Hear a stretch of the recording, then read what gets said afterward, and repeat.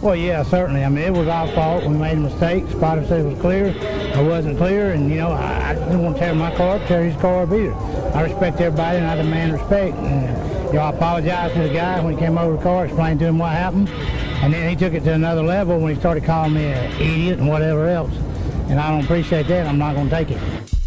I told him how I feel. I called him out. He didn't show, and so, I'm good with it if he's good with it, but I'm not going to be disrespected by no means. Yeah, I guess I had a dinner date at Applebee's last night that I didn't find out about until it was too late. It's a shame. Love their riblets and boneless wings, but... All right, folks, welcome back to Meet Me at Applebee's. You're actually on time, Motorsports Podcast. First time in, Jesus, feels like 3 months that we've been on. Years of doing this show, it's never once been on time. This is the first time. Congratulations, guys. How are we on time if we never have it on time? What is time? That's a great question. And that's what we'll be discussing on the show today is just the construct of time and how really it's fucking made up. At least as man knows it. Nothing's real. Nothing matters. Yeah. Fuck it. Thanks for tuning in, folks. We'll see you next time. That's the shortest Joe Rogan episode you've ever heard in your life right there. Oh, Jesus Christ. Well, it's almost November, but we still have a little bit of racing to talk about. Not everything is shut down for the year. Obviously, NASCAR is still got a few races left, and they were in Las Vegas this past weekend, and I'm sure Rob's got some short track stuff to talk about. So, What do we want to get into first, folks? Well, first off, I just want to thank everybody who came out to the shows over the weekend. It was really fun, especially down in Charlotte. A lot of good buds came out. Shout out to Kyle Armstrong, who I've mentioned on the show 1,000 times. My buddy Frank Bolter, who put us up in his beautiful house and let me try on. He runs Ticket Haas, which is the official ticketing partner of the High Limit Sprint Car Series. And he also has a foam mascot that he's purchased that he's always kind of told me that... Yeah, it's Frank's. And he's always told me that I'm the guy. I'm the idiot who has to wear it around at some point. And I'll have you know, it's fucking terrifying, both inside and out. I did not like having it on, but I wore it, and it's fucking hilarious. But yeah, shout out to Frank. Everyone else who came out to hang. Blake Harris, another racing photographer. Fucking Matthew Dillner showed up. Not the cool guy name drop or anything, but it was cool to stand outside with a bunch of serious dudes and talk racing all night and drink beers and Did you say Blake Harris was there?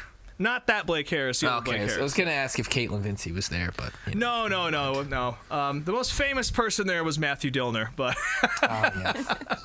we stood outside and talked shit about dirt tracks all night and had a good time. It was awesome. So, and the show itself was very good, and Richmond was awesome too. So it's met Josh Davis for the first time, friend of the program. And cool. iRacing, yeah, we've been talking for years, but I've never actually been able to link up with them. But it was nice to... The Josh Davis, taller version of me. That's the one. I didn't know that y'all had never met. No, I hang out with his brother all the time, but never him. Wow. But yeah, it didn't, it's crazy. It's one of those things where you talk to somebody so much, just on the phone or text or whatever the fuck it is, and you actually meet up with them, and it doesn't actually feel like it's the first time you met him.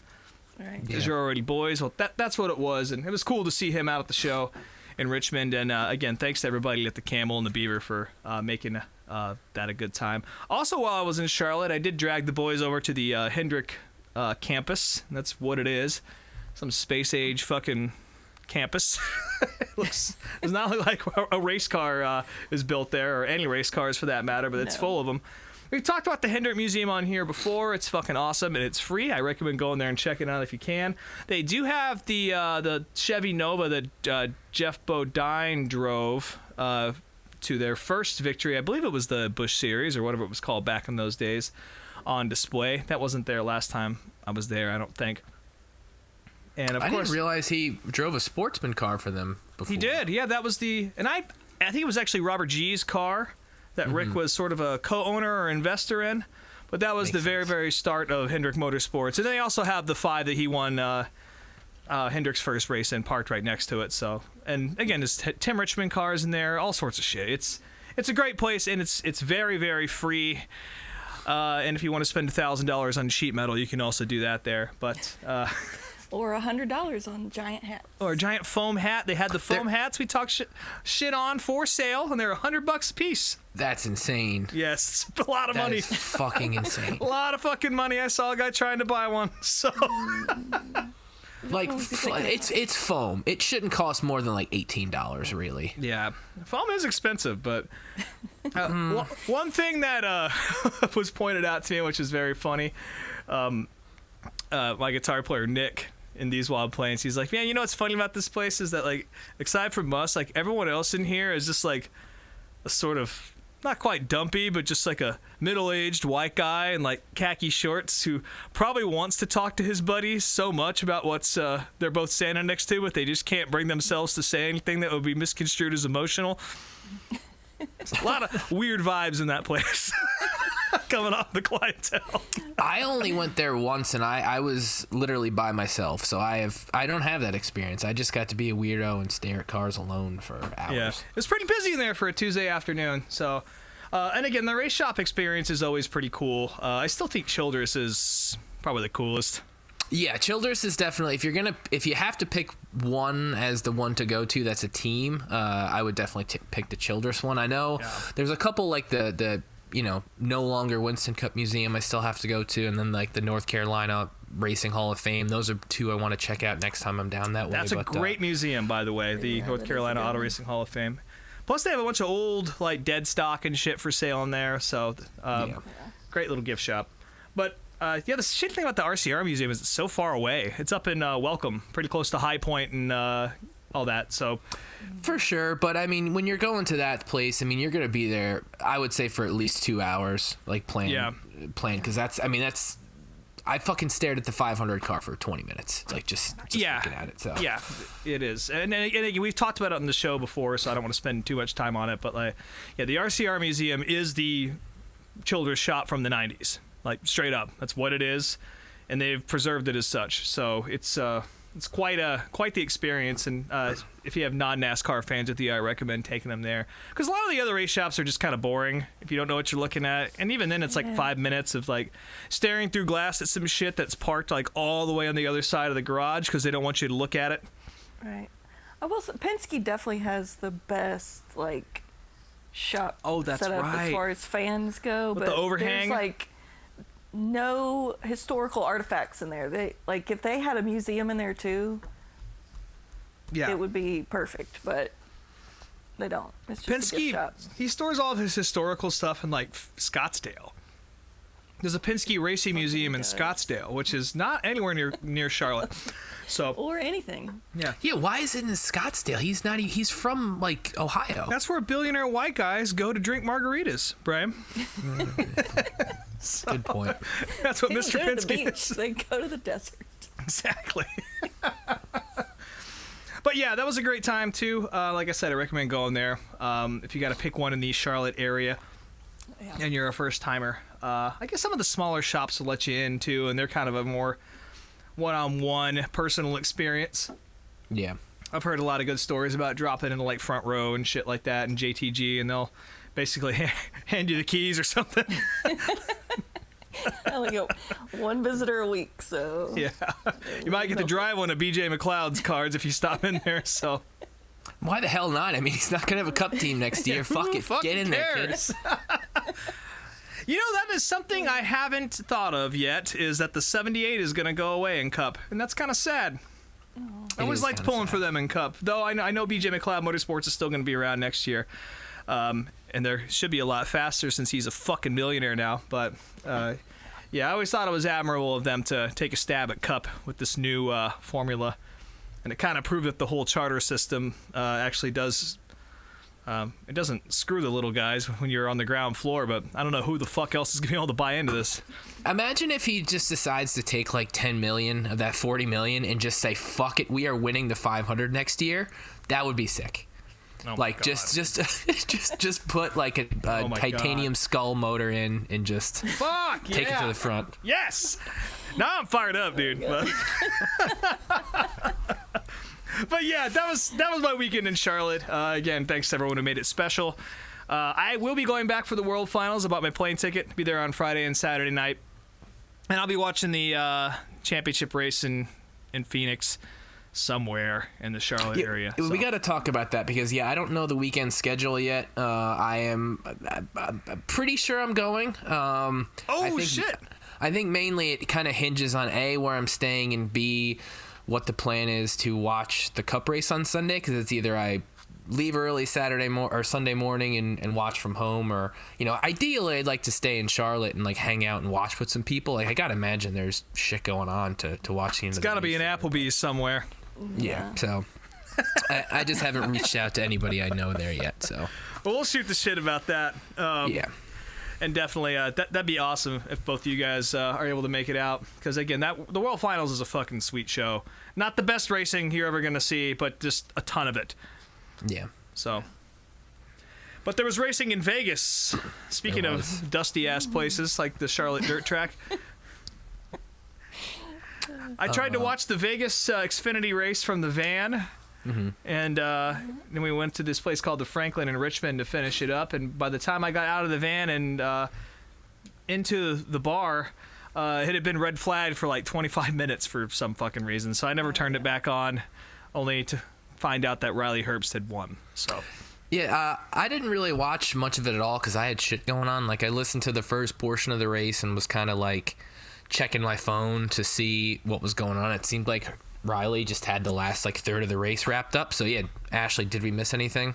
Well, I watched the anthem, which was pretty cool. It was this girl playing violin. Mm-hmm. And then I slept through the entire first stage. Okay. Hell yeah. Woke up during that red flag, so yeah. Yeah, if you're like me, you did that thing where you tried to rewind it and see how bad it was, and it was kind of a wreck. Just a lot of oil. Kaz Grala's engine blew up, and it took out like 5 or 6 cars behind him. It's the way it sounded on the radio was just that there was too much oil. That's why they had to red flag it. So, which is a weird thing.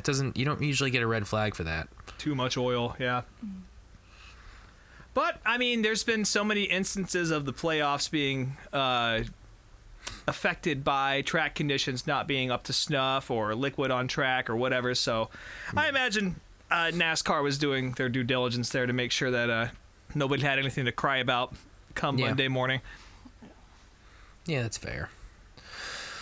So yeah, I mean, it doesn't sound like we missed a whole lot. I mean, good for Riley Herbst. Yeah, it sounds like, you can really hear the enthusiasm rattling through your speakers right now from us. Just everyone's fucking excited about that, huh? I mean, he's a guy that he just crashed so much the last couple of years, and this year it seems like he's finally turning shit around. And like, Stewart Haas, while they're having no success in Cup, at least with him and Cole Custer, they seem to be running well. So they finally got together. Yeah. Yeah, good for him. Like I don't have too strong of feelings either way for him, but I don't hate him, so that's cool. My favorite thing that ever happened with him was when Hannah Newhouse called him a douchebag on a broadcast. That was very enjoyable. And I enjoy betting on him in DraftKings when he runs plate races. So I'm becoming a fan. He kind of reminds me of Kelly Leak from Bad News Bears a little bit. Yeah. Just in that he has that skeleton-y face, kind of. I don't know. Like a Home Depot skeleton with a fire suit on? Monster Something like Energy that. Does something to people. Yeah, I guess if you drink nothing but fucking energy drinks, that's what it does to a man. But hey, if you're going to get your first win, do it at your home track. Yeah. Yeah, right in the hometown of Terrible Herbst, which is still to this day one of the weirdest weirdest convenience store chain names, other than Come and Go. Right below is Terrible Herbst. The KUM and Go, yeah. Yeah. I didn't realize that was a gas station chain, so you learn something new every day. Yeah. Yeah. Like, there's a BMX company called Terrible One, and like I remember them making mock-up ads of like Terrible Herbst signs they saw in Vegas and shit. So, dude, Terrible One's a name I haven't heard in a long time. Just to get off track for a second here. All the dudes in Albuquerque were on that shit, but.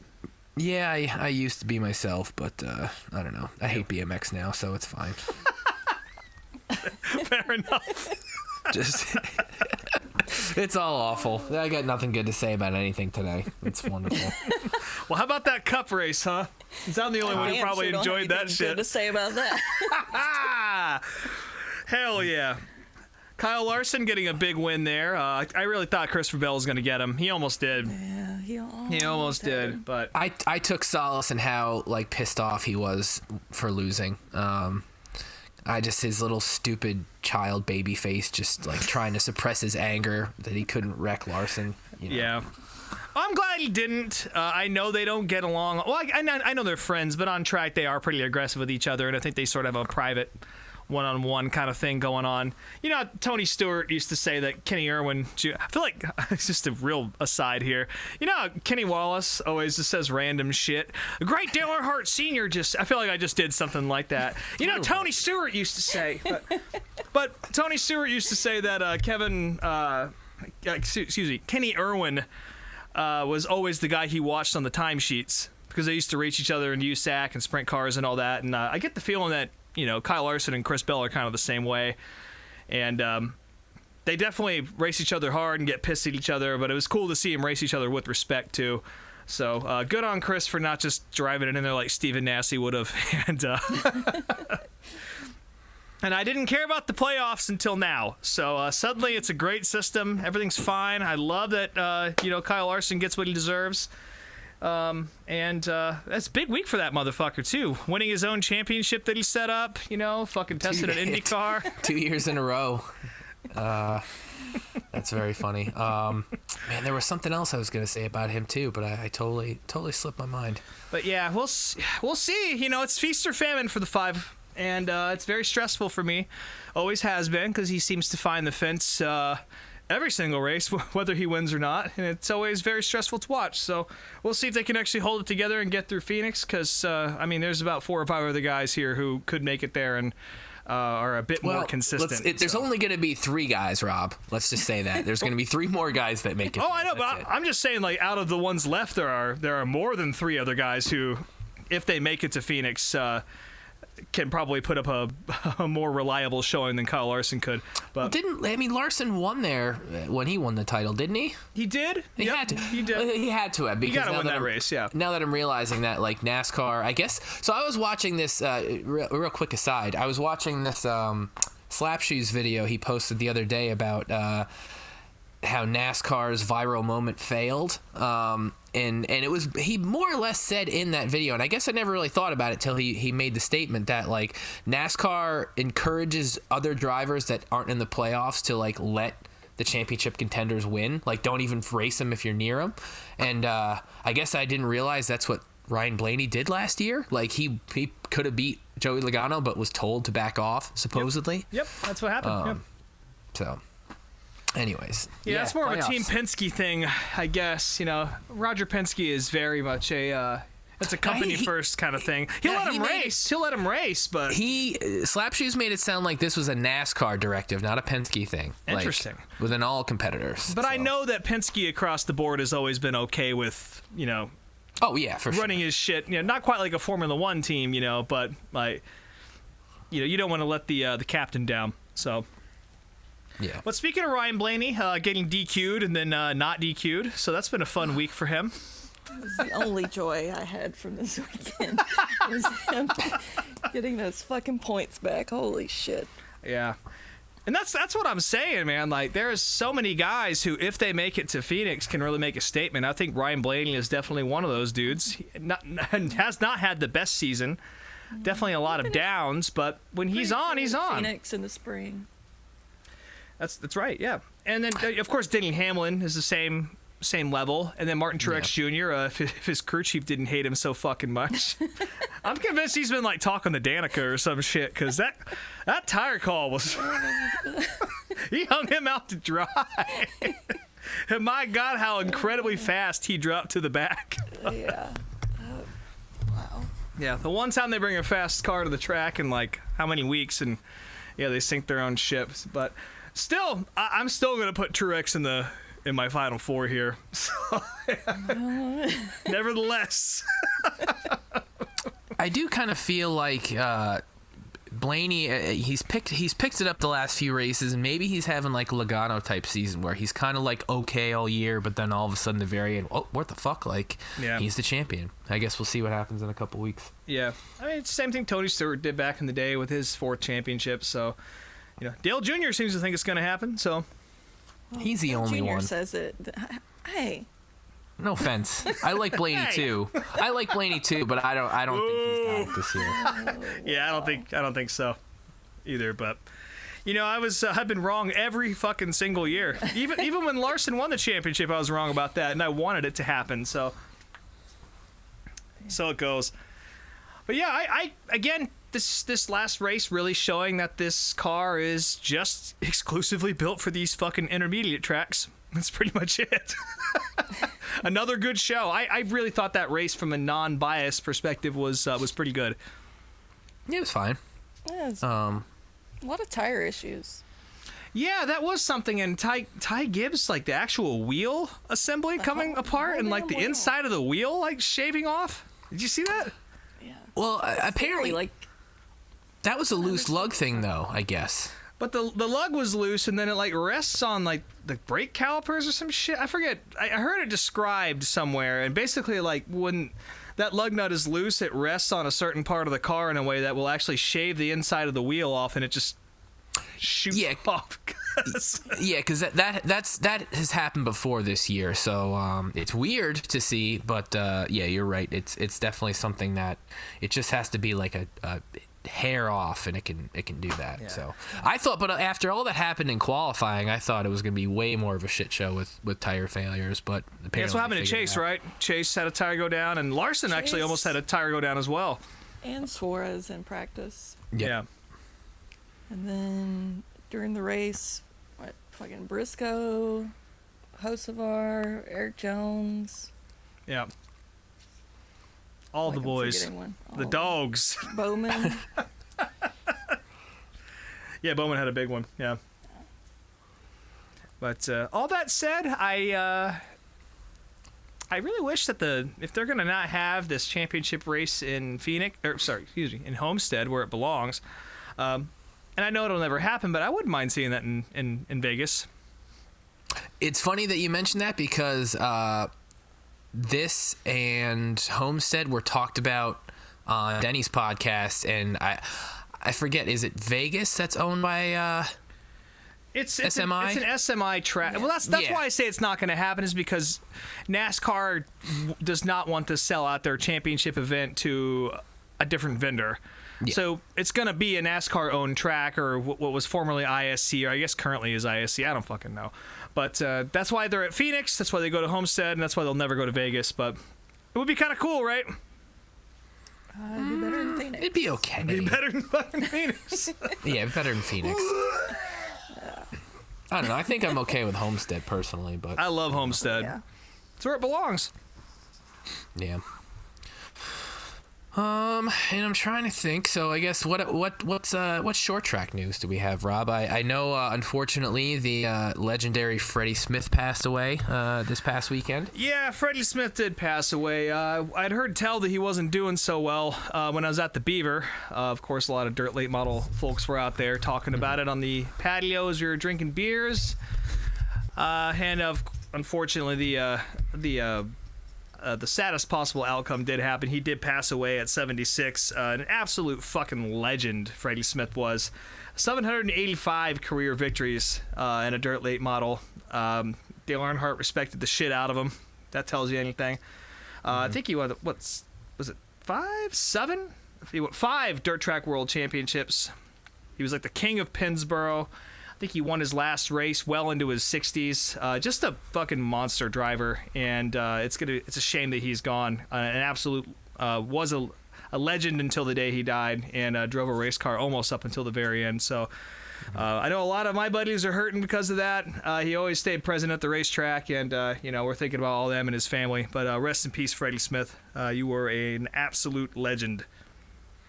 But on the opposite end of the spectrum, a legend is going to be returning to the track this weekend after beating an illness. No weak links! That's right, folks. Scott Bloomquist, the man, is back. Woo! I'm so fucking excited about that. I'm making my mic peak here.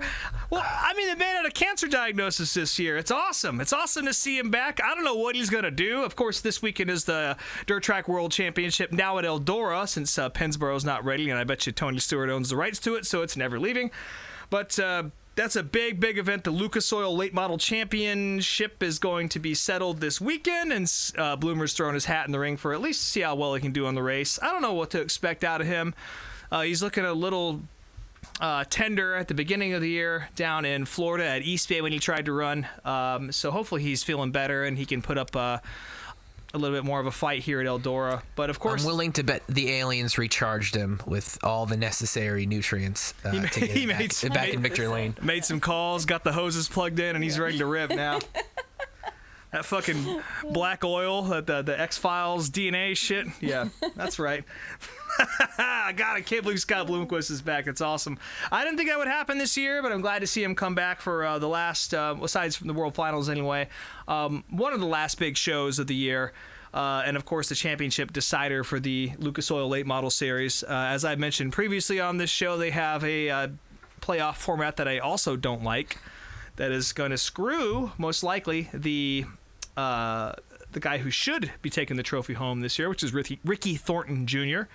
He's had one of the best seasons in dirt track history, but you're going to a place where he doesn't run so well, and guess who does? Jonathan fucking Davenport. So I am going to put my money on Superman winning the title this weekend over Devin Moran and RTJ, and I forgot who the fuck else made it in. But not Brandon Overton, that's for sure.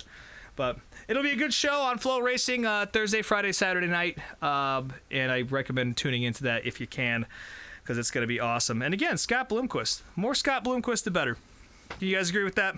Amen. Absolutely. Yeah. That's Speaking of Scott Bloomquist, we got into, you bought a t-shirt, didn't you, Brian?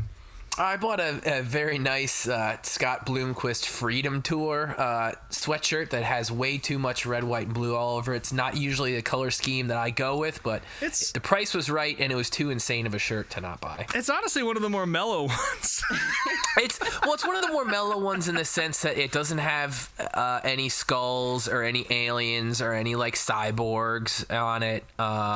It's just very patriotic. What's that? Was there any yin-yang symbol? I think there's a yin-yang on the door of his car, but it's not as prominent as they usually are on these fucking zero, shirts. baby. For those of you who don't know who Scott Bloomquist is, because I know there's some folks who actually listen to this show who don't know or don't really watch a lot of racing, or especially don't know much about the short track world, just Google this fucking guy. He is an absolute I am legend. 100% sending Ashley the photo of him pissed off, shirtless in the car, drinking a beer after the race. Probably one of my all-time favorite with photos. With his fire suit dangling out the back? Yeah. One of my all-time favorite photos of any driver ever. Like, I just love it. He's so fucking angry. It's great. Yeah, without question. Yeah. But yeah, do yourself a favor, even if you don't care about late models or anything I'm saying right now, just Google Scott Bloomquist t-shirt if you want to see some visual fine art. That's a great way to put it. Just dirt late model shirts are already pretty fucking out of pocket, and all dirt track shirts are insane. They're all nuts. Particularly the late model ones, and Scott Bloomquist definitely go to it. This man made a shirt.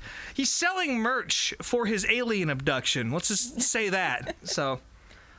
Yeah, his merch reminds me if Hot Topic got into the business of making shirts for dirt racing. Yeah, it's interesting. I have a more subdued Scott Bloomquist shirt, if you can imagine that shit. But they've gotten really intense over the last like 15, 20 years. Like I've had some from the 90s that are pretty good, but they're pretty standard as far as like dirt track shirts go. But block font with a race car in the middle of it, you know. Yeah, but Donnie again, Moran. Just so much wacky shit, and usually there's also like a silhouette that's like half Scott's face, half skull on most of these shirts too. There's just so many good things, and yeah, I wanted to pick a good. We're getting a little bit ahead of ourselves. I wanted to pick a good Scott Bloomquist alien video, but I couldn't find any that were like entertaining enough for the next video of the week, but we're going to be watching a video on dirt late models put out by CNN, but we'll talk about that later. Which is very it does have some Bloomquist strange stuff in it. Yeah, but that said, there is a Dale Jr. download episode with Scott Bloomquist, and I think that clip is the one they used to promote it. So it's pretty easy to hear his side of the story, and also Flow Racing, as always, putting out good content about it. So and, enough for him to sell T-shirts for it. I forget. Doesn't he have like a podcast on Flow Racing or something? Or XR. He has a. I don't know what his exact involvement with XR is, but it's another dirt late model or dirt racing media company. I want to say it was something like $20 to watch. I'm like, yeah, I'm not. Sorry, Scott. I love you. Yeah. Unless you're like straight up telling cocaine stories for 2 hours, I don't really need to spend $20 on this. We was talking shit about Ricky Thornton Jr. the other week about how he's not a very good race car driver, but he's been away from the track all year, so it's forgivable. But my favorite Scott Bloomquist piece of merchandise, though, is the shoes he's selling on his website. That's right. If you thought the T-shirts were gaudy, wait till you see these fucking shoes. We'll have to put a photo of these up on for the show post because I really can't describe what I'm looking at right now. All right, now Ashley, I know you're embarrassed of wearing Crocs out in public, even the camo ones, but would you wear Scott Bloomquist sneakers to the track? Because they're guaranteed they're more comfortable than your boots. At the very least, they're racing apparel. And they're not Crocs, so come on. I don't know. I've only worn shoes that weren't boots to the racetrack one time. They were Nikes because my feet hurt. Well, these aren't Nikes, and they cost you $100, just like those foam hats at Hendrick. So, how about if you had to choose between the foam hat and Hendrick and these Scott Bloomquist shoes? Give me those fucking shoes all day long. Yeah, for sure. But yeah, Scott Bloomquist, the undisputed king of dirt late model merchandise. Like I said, if you don't give a fuck about short track racing, it's definitely worth a Google because it's just there's so much of it.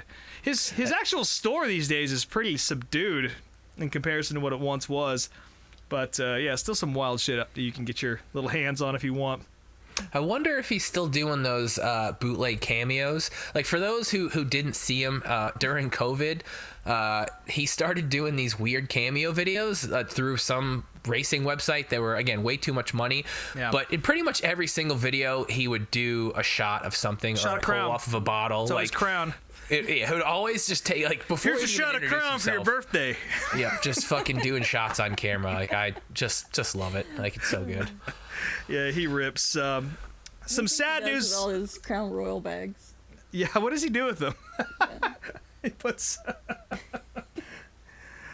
I don't even know what he would do with all those, but there's definitely thousands of them buried in this property somewhere. Yeah, for sure.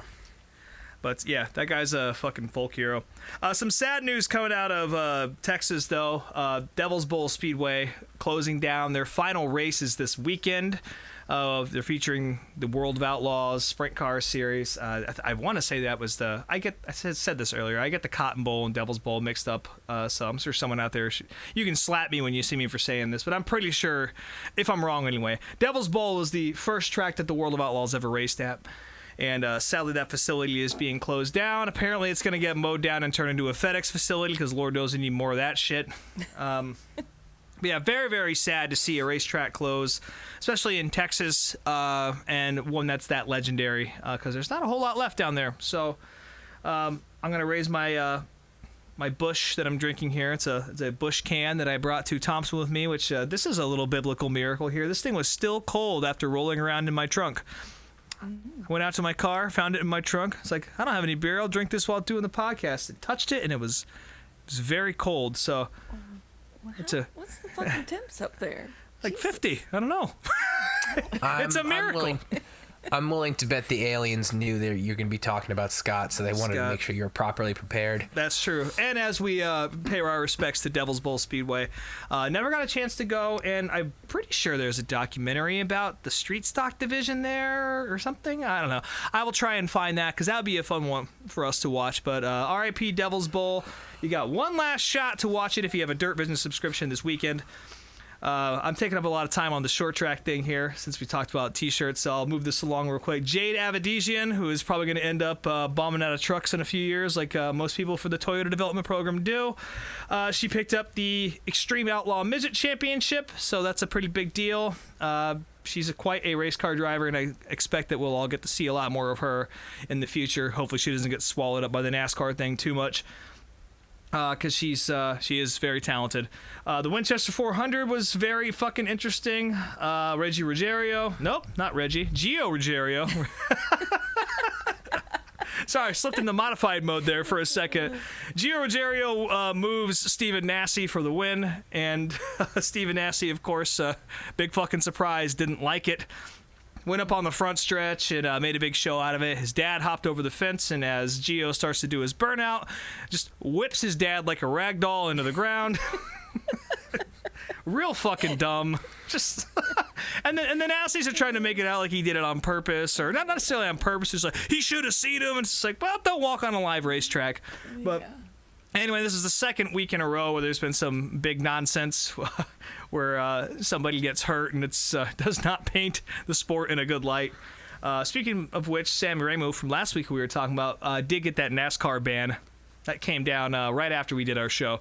So he can't race a modified anywhere. So that's something. That won't happen here with Winchester, or as a result of this, which also Noah Gragson and Ty Majeski were in that race, as also Rans. But Winchester is a wild track. I'd love to go there someday. It's so fucking fast.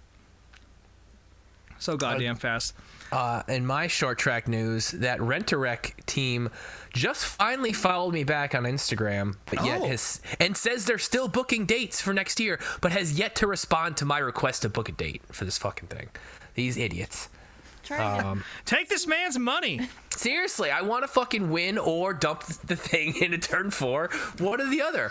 But I still want to do it. I'm gonna bend this thing in half. Yeah, it's it. I mean, it's checkers or wreckers, man. I ain't running in 10th. That's for fucking sure. They strike me as a company that probably only checks their messages on Facebook. Well, this is Instagram. I don't know. I'll have to go on Facebook and see. They're not checking messages all that often anyway, I don't think. But and one more note here from the short track world: Andy Jankowiak winning the Smart Race at South Boston, and then he was all excited about it. Everyone was excited about it. It's his first win in the Smart Tour, and then he got taken away, maybe. Kind of the same deal. Question mark. Kind of the same deal as the Blaney thing. They found something with his engine, I believe, that didn't jive with tech after the race, and so in classic Southern racing fashion, they're gonna wait like fucking fortnight to announce whether he won or not. But so he may have had a trophy by now. They said it was gonna be on Tuesday. We're recording this on a Tuesday. It's probably been announced by then. I think he got the win though. But Andy's a good guy. Runs in the ARCA series. Very positive dude. Very hard worker. And it was cool to see him get that win. I'm sure it feels good after getting your, shit kicked in ARCA all the time by a bunch of children. But that's my short track septic tank sit session for the week. And again, race of the week for me is obviously going to be the Dirt Track World Championships at Eldora. It's a big fucking show, and it's going to be entertaining down to the end until I cry into my fucking hoodie about RTJ probably not winning the championship. So, well, that's exciting. Isn't F1 in Vegas this week, or am I making? They're in COTA. COTA. Okay, yeah. Great. Well, I won't be watching that, so have fun. Have fun with that. I'm sure it's on at the exact same time as the NASCAR race, if I had to guess. Probably, yeah. Yeah, it's not going to help its cause at all. That's for fucking sure. No. Speaking of, well, I shouldn't say speaking of, the DARF of the week. We gotta have a DARF of the week, don't we? We do have a DARF of the week, and this week, I gotta apologize. I feel like I've kind of gotten off track with the DARF of the week, going after like media members and stuff like that, and people that aren't necessarily DARFs, though they behave like them. Yeah. They might not actually be DARFs in the traditional sense. So this week, I thought I would at least make an attempt to try and find the sort of just real dumb shit that you find in a boomer Facebook comment section. And boy, did I find one. NASCAR on NBC posted something yesterday about 70 years ago to the date that NASCAR crowned its first Cup Series champion, which of course is Red Byron, no relation to William. And people talked about that in the comments a lot. Another Byron's going to win this year, which is not going to happen, but it might, and we'll all be pissed off. Anyway, no relation there. But a guy, and it's just a photo of Fireball Roberts in his like little helmet and all that, like covered in fucking grease. It's a photo of Red Byron. Wow. What did I say? You said Fireball Roberts. Well, now I'm the Darf of the Week. Yeah, I was gonna say, yep, 2 weeks in a row we've got our own show members as Darfs of the Week. Let me back that up real quick. So it's a photo of Red Byron after winning the first Cup title, and someone in the comments section, a guy named Bill McMillan, just says Fireball Roberts with an apostrophe S, which is not how that's spelled. Just total non sequitur, just, Fireball Roberts, in which he gets a response out of a guy who says, Bill, you can't read. It's Red Byron. And he says, I read it correctly. It's just I had a recollection of Fireball and seen the footage of his accident and wanted to mention him. Sorry. Which now, and this is what I'm talking about. This is the spirit of the Darf of the Week. Just the 55 plus internet usage that is just, I can't wrap my fucking head around it. Well, Granted, of a boomer Facebook comment. So it is, but I can only see his little photo, but he doesn't look to be that old to be remembering Fireball Roberts. Like he looks like he's maybe a decade or so older than us, if that. Could be our age. Just to have Fireball Roberts pop in your head is odd, and to have the urge to just want to go type his name as a comment, and that's it. Yeah. Yeah, just the impulse, all of it is just so goofy to me. So he's my Darf of the Week. Definitely a little more innocent and not trying to take down anybody like I usually do. But this guy, I'm going to sentence him to his internet going out for a few hours. Just maybe in that time he'll go out and, breathe some fresh air. And no, he's going to call his grandkids and pester them the whole time to try to figure out how to fix his internet. That's a good point. So you're really sentencing his grandkids to this torture. Well, the whole town will go down. God damn it. But yeah, that's my Darf for the week. Maybe we'll have to post it for context because I don't know if it made a whole lot of sense since I fucked that up so bad. But I got it, Rob. It's okay. I definitely get random male boomers that if I post something related to a driver, they will leave a comment under it that just says that driver's name. Like, I've already mentioned the driver's name in my little description or whatever. Thank you. Yeah. But they still want to go type their name in. And I just had a thought. So we talk about the age of some of these people and how they use the internet, and I think about us and how we came together as kind of just, younger race fans that maybe aren't your stereotypical race fans, and we all kind of found each other and we have this group of friends now.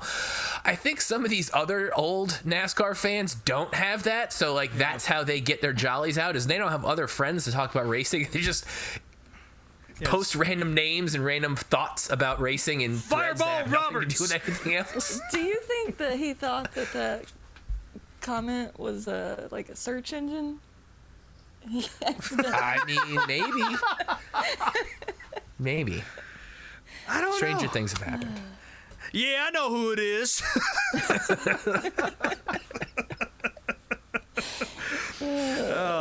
One more thing before we move on. This is actually part of the septic tank, but we talk about Kenny Wallace all the time on this show. Some good Jughead news. So again, they raised a lot of money.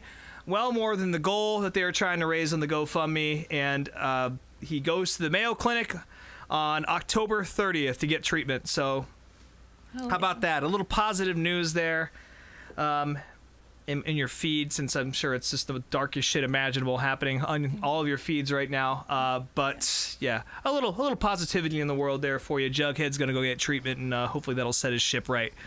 So we're all pulling for you, buddy. Hell yeah. So well, that's you want to bring it down in the mud, Brian? Yeah, fuck it. Now let's get real. Let's just bum ourselves out and waste 45 minutes of everybody's time. part of what I do when I'm picking these videos of the week, there's tons of great racing footage out there.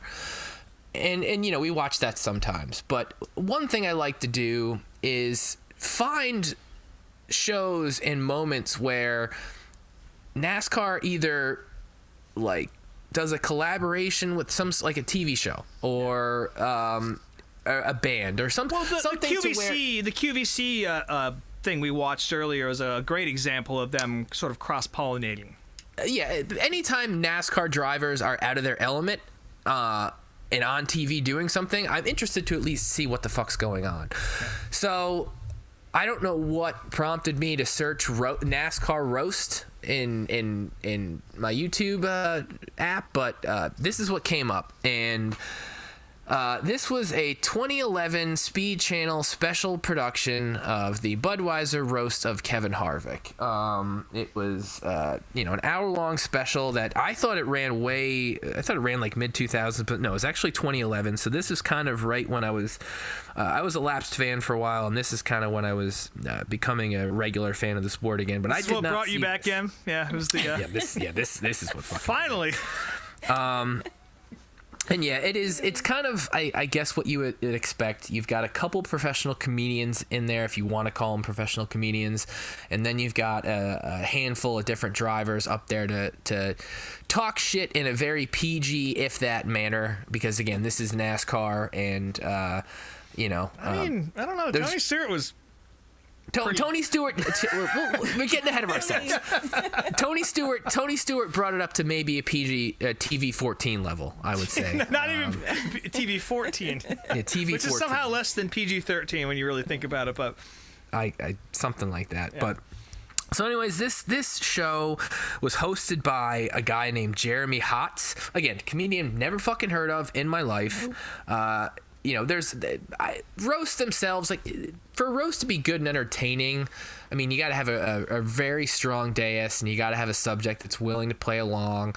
And I mean, granted, Kevin seemed to be laughing along with all these jokes the whole time, but again, your three comedians were Jeremy Hotz, the guy who did That Thing Got a Hemi commercials, and a dude named Earthquake. Never seen before. Earthquake's never heard funny of. as fuck. I love Earthquake. And we'll get to that. All of these people. Yeah. Yeah, we'll get to that, but yeah.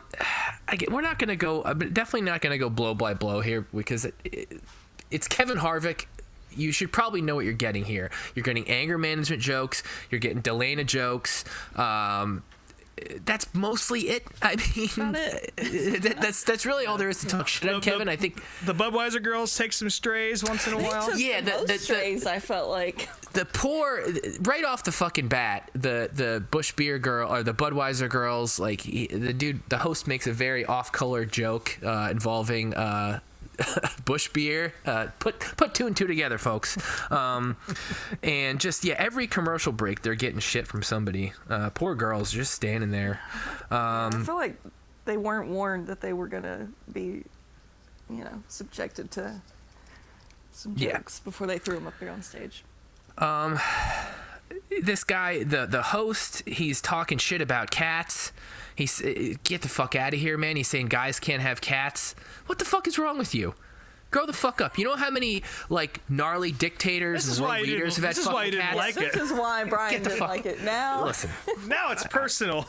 It's just very I don't even understand why. I thought it was weird to start it off with that, because what the fuck does that have to do with It struck me as a guy who was just using some of his own material to get it rolling. That's exactly what it was. Yes. He didn't study all that well. He got like the Wikipedia amount of research in about Kevin Harvick and NASCAR, and just decided to warm it up and get laughs with some really bad fucking jokes, which were still about 10 years too late.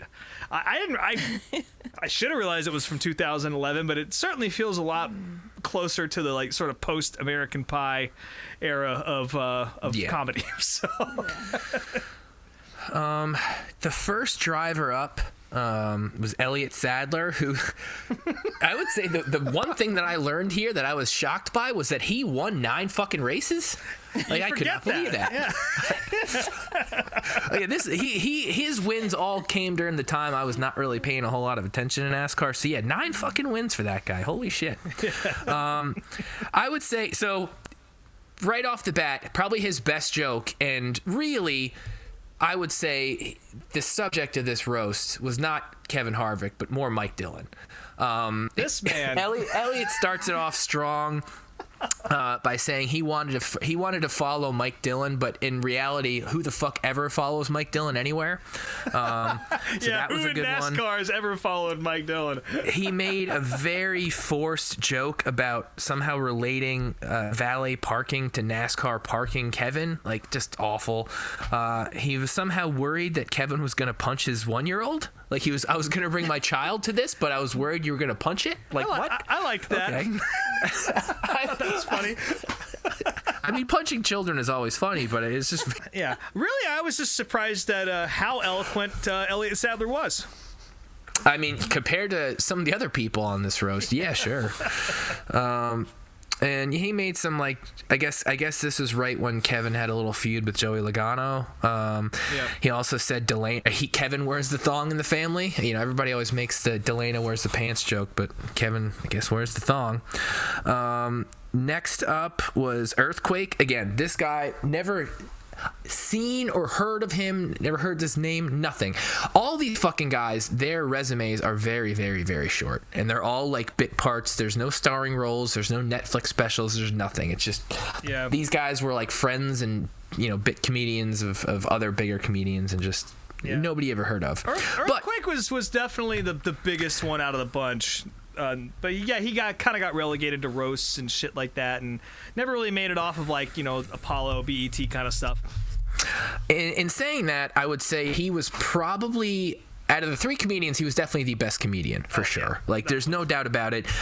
In saying that, he did a lot of racial humor, which I'm really curious as to how that, like, went over in the crowd. I mean, you obviously heard what may or may not have been a laugh track and the people on stage laughing along to it, but I'm very curious as to how the NASCAR audience reacted to some of his jokes. Every second of it. I thought it was hilarious, especially a little bit about, you know, when a brother gets to NASCAR, I know one of y'all is going to have a little slip up.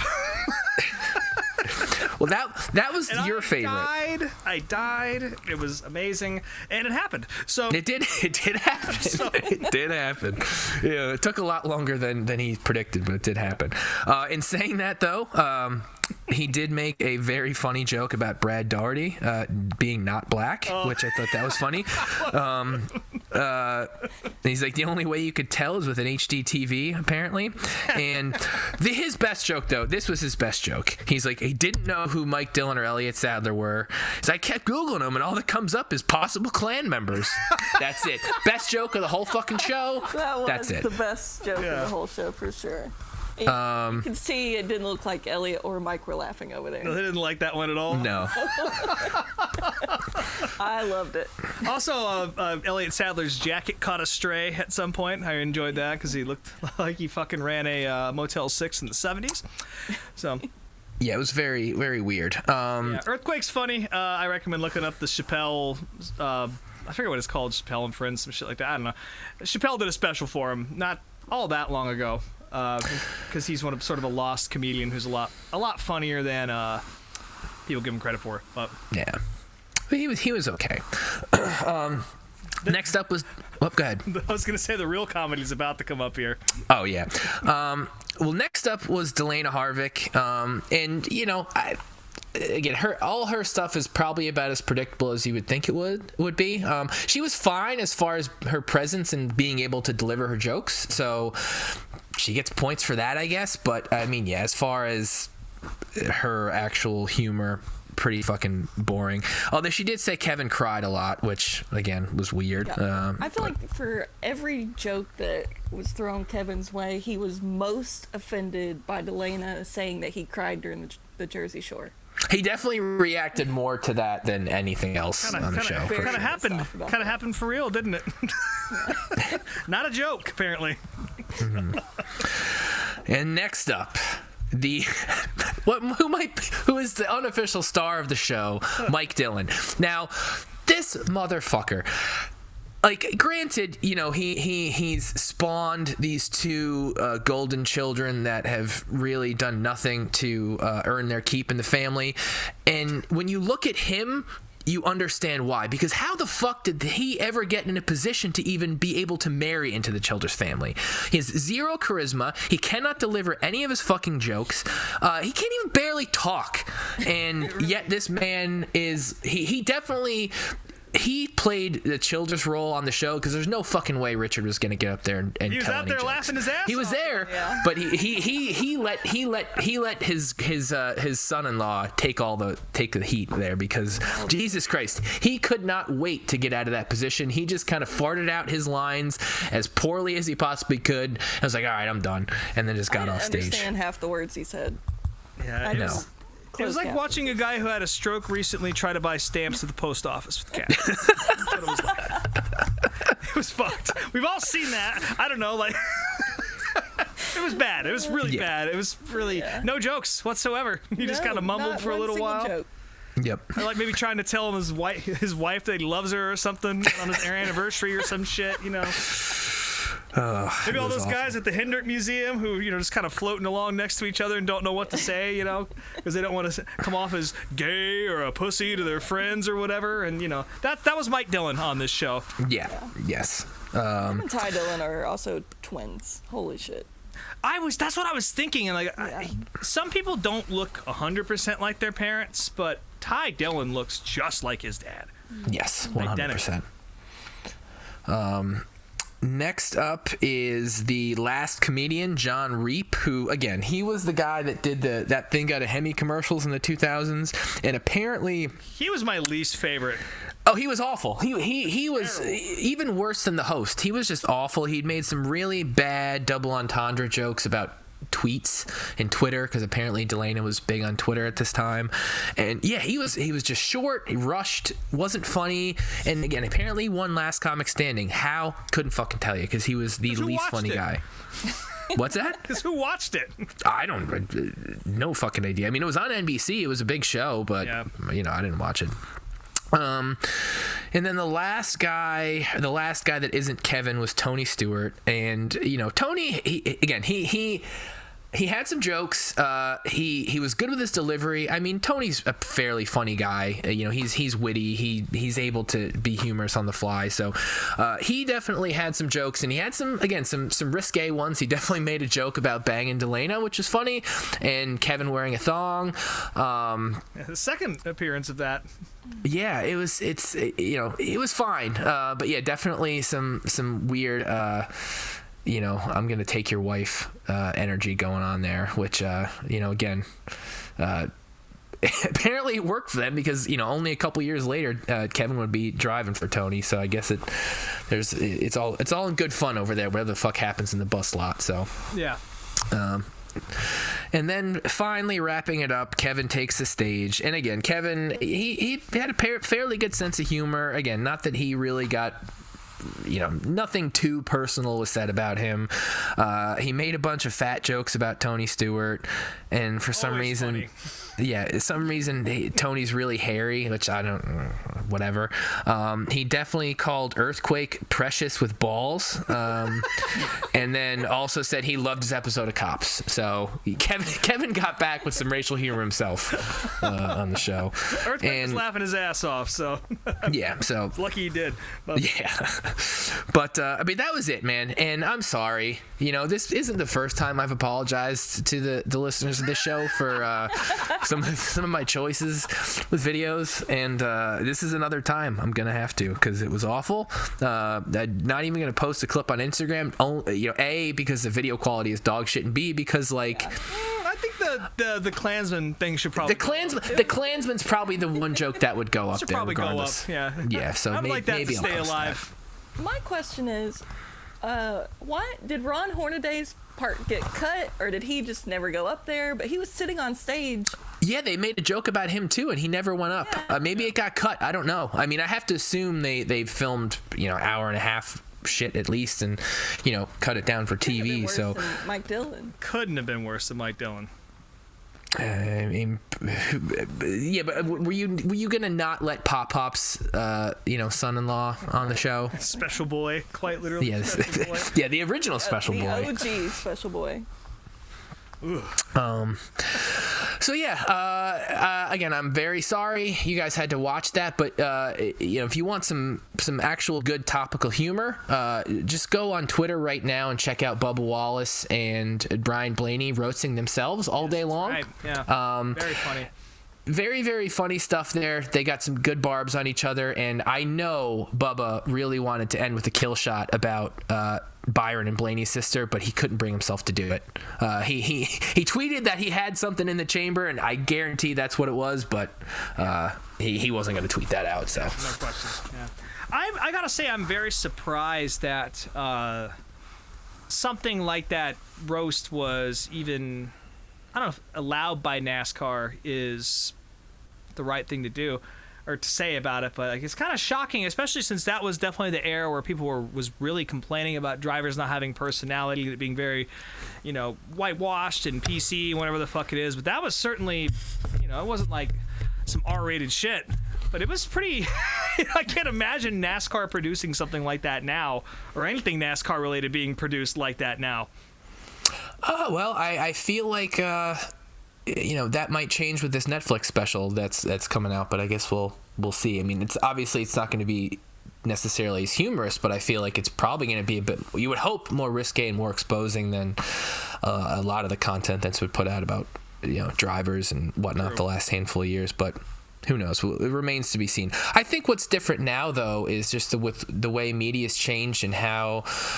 Yeah, I mean, things don't have to necessarily be produced by NASCAR anymore, and drivers can kind of do their own stuff on YouTube, on the internet, on podcasts, whatever. So, sure, yeah, I mean, maybe you're not going to see one of these roasts ever happen again, but I feel like there's probably better content out there put out by drivers themselves. I'm just trying to imagine, like, somebody talking about banging somebody's wife in any NASCAR production. That's just, and then have her be part of it as well. Yeah. So, yeah. But yeah, not your best work, but I very much enjoyed that. Yeah, well, it was fast at least. So. But yeah, like I said, next week we're going to be watching a CNN special production from, I think it was 2014. CNN presents Dirt Track Warriors. Talk about stuff you'll never see again. It's a CNN special on dirt track racing. I have no idea what this entails. I was just looking at short track footage today. I wanted to find a good Scott Bloomquist video, and this popped up. So, yeah, we'll be checking that out, and it'll be on the YouTube playlist by the time you listen to this. Oh, yeah. And with that, we'll be in Homestead next weekend. Speaking of Kevin Harvick news, if you haven't seen it, Budweiser announced another special paint scheme this year for Kevin. He's going to be doing a throwback to his 2014 championship winning scheme. Car looks great, as everyone would expect it to. Beautiful. So cool to see. And again, we already talked about how much we like Homestead. Junior will be running again in the Hellman's car, I believe. So he'll be out there. Oh, the Bass Pro car this time. Okay. So yeah, the Bass Pro car. So yeah, I guess for fans of him, he'll be out on the track again, and I'm sure it'll be a good weekend of racing. Lord knows that little tummy of his is going to be filled with Hellman's, though, because he lives off bologna and Hellman sandwiches. Isn't that a sandwich? What's his deal? Mayo. Oh. Yeah, banana and mayo, which is just god-awful. Like, it bums me out hearing that. Yeah. Sorry I brought that up. Yeah, well.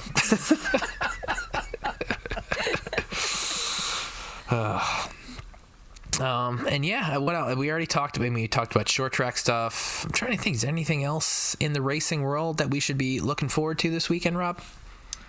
This weekend, again, the Dirt Track World Championship. That is like really the big deal. Mm-hmm. Let's see if I could get a list going here. There's a lot of stuff going on Flow and Dirt-Vision. Of course, World of Outlaws at Devil's Bowl. That's going to be good. But I'd say those are probably the two big shows here. The Haunted 100 is also this weekend down at Waterford Speedball in Connecticut. That is on Flow Racing. It's, again, the forecast looking garbage as always. I thought I was going to be able to make it down to that. Unfortunately, I'm not. but it should be a good show. They moved first year at the Waterford Speed Bowl for that event. It used to be at Seekonk. Now it's in Connecticut. And I totally forgot that the Stafford Fall Final is happening the following weekend. So since I'm going to the World Finals, I kind of got to pick and choose where I spend my money, and Stafford wins. Sorry. But yeah, I would say that's about it. But my eyes are going to be glued to the TV for Eldora all weekend. And, of course, all the action at Homestead. What about you, True Love? Yeah, I'll just be watching Homestead. I don't have any of your fancy dirt subscriptions. Damn. Gotta change that. I'm poor. Gotta get an Amazon wish list up there. Buy True Love a fucking Flow subscription. My elbow for. Yeah, we. Any elbow freaks out there? Yeah. Send me money. Elbowfreaks.com/Snake Mountain True Love. Now, see, you could probably get way more response if you just posted. Posted some Crocs photos. That's all you need. Yeah. Get a return on those fucking things. You didn't make good use of them at the track. I spent $7 on them. Probably for the best that you didn't wear them. I bought some, probably the same ones, in fact, for Loudon because I forgot my good Crocs at home, and I suffered back pain for like a week. They're like jail slides, so I don't recommend them. So. Yeah, I guess they were kind of like jail slides. Yeah. Well, hopefully I'll be finding some bootleg streams for Eldora because I don't have Flow Racing, and I've spent too much money as it is on Dirt Vision. So yeah, I'm not paying money for that. If anybody has a link, by all means, send it my way. I think I could hook you up. I think I can. I know a link of somebody who risks their account for the greater good, so I'll try and find it. Excellent. And yeah, I guess with that, we'll wrap it up. As always, you can follow us on Instagram at @Applebee's and @Debees on Twitter. I'm Speedway Screens on all the things and speedwaytsj.etsy.com. And now it's True Love. Snake Mountain True Love. The underscore thrown in there somewhere. Between the K and the E. just pick a spot, put it there. Snack E Mountain. Yeah. Rob Motes _unofficial on Instagram. My band's These Wild Plains. We did put a new single out over the weekend. Hell yeah, you did. And yeah, thanks for listening. If you have, and if you haven't, do it. Fucking do it. Give me your fraction of a cent to listen to my song. So. Cool. All right, folks. Well, I guess that's going to wrap it up from Applebee's. Thanks for joining us, and we'll talk to you again next week. Hell yeah.